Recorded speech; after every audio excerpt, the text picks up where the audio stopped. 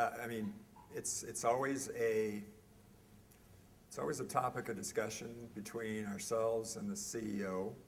It's also a topic of discussion between us and other investors when to time that.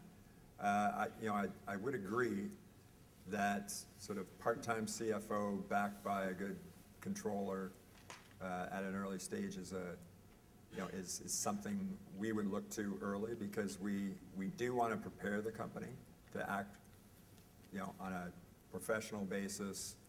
And again, that relationship with the CFO, even at board meetings, is we value that. It's for the CFO position.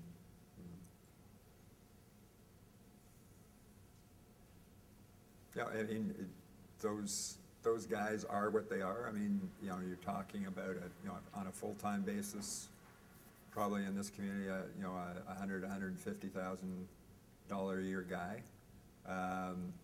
Part-time basis, whether you get a third of his time or whatnot, whether that could be, in that ballpark.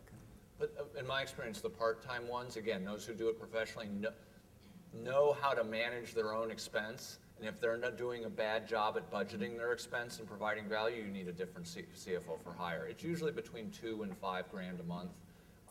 And if you're not getting the value for it, you'll know. And if you are, you figure it out pretty fast. Again, but the people who are good at it, you realize it. The CEOs are typically averse to it because they say, I could spend this money on engineering, right? Well, yeah, until you have to restate your financials, or when the acquisition comes along, all that money you saved on the audit and the professional financial services gets eaten up tenfold because the acquirer wants a re-audit, back to Basil's talk, and your financials are restated, and that takes 3 months, and if it doesn't kill the deal, you've just lowered the purchase price 20 to 30% on a good day.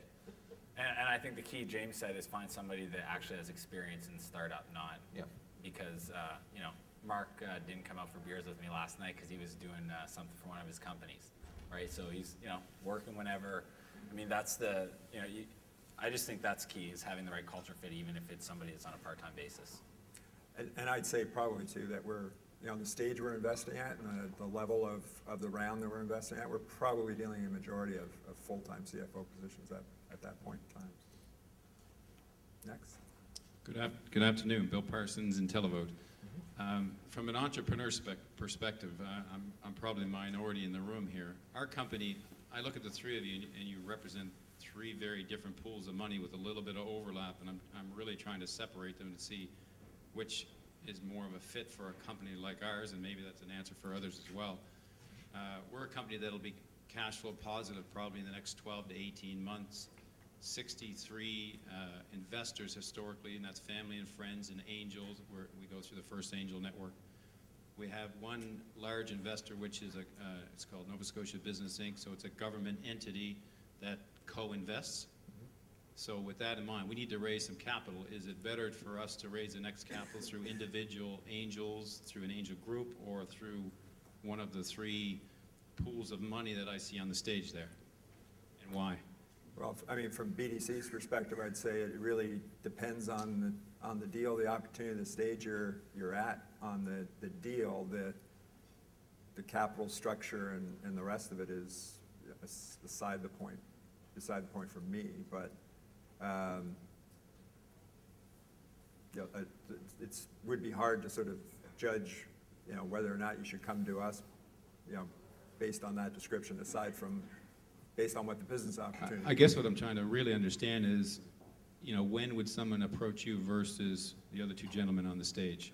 Well, one of the things here too is, I mean, I have no problem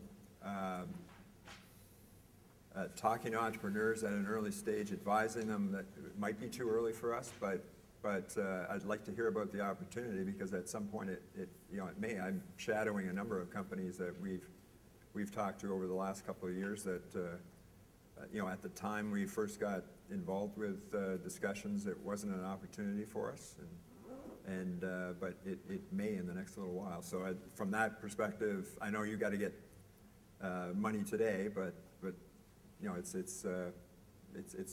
it's hard to say at some I point. actually have a better feel for where you fit than I do the other two gentlemen, Sure.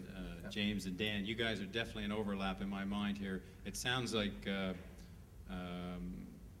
you're more entrepreneurial in your approach, and it sounds like James has certainly more structure around your process, and I don't know if, other than that, I really haven't been able to figure you guys out. Well, yeah, so great.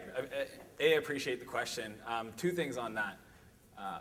So I've never raised capital, so I try not to give advice to people on how to, but I've been pitched a lot, so I know what I like when I see it. One advice is, especially to first-time entrepreneurs, I like to be first money in. So I'm very early stage, 2 guys in a garage with a prototype. Again, consumer internet, so it's different than the other sectors. And that's my preference. I'd rather be there in the early days and figure out how that makes sense. But the advice I love what you just did, because it's what I tell entrepreneurs to do, is ask for advice on if you're ready for financing. And I'll tell you, when people do that to me, we have coffee. When they say I have a deal and I want to pitch you, I put on this filter of like, send me a video, send me a demo. So it's really interesting that that model, and I think it's good. But yeah, so I know I'm not, I don't know, I just do it because I like entrepreneurs. I like when they're building a product that I understand the problem. I only invest in things I understand and make sure that I can add value. And if I can't, money's money. To me, it's all about how can I add more value for my network or my experience. So that's quite different from, I don't even know how to call it, but just fund-based with LPs and that whole structure. And I appreciate you answering the question from the entrepreneur's perspective. I think actually it's also very applicable from the individual or angel group's perspective, which is really, first of all, it starts not with what you're doing or what your capital structure is, but what your goals are. So I'm going to use that word again, as strategy.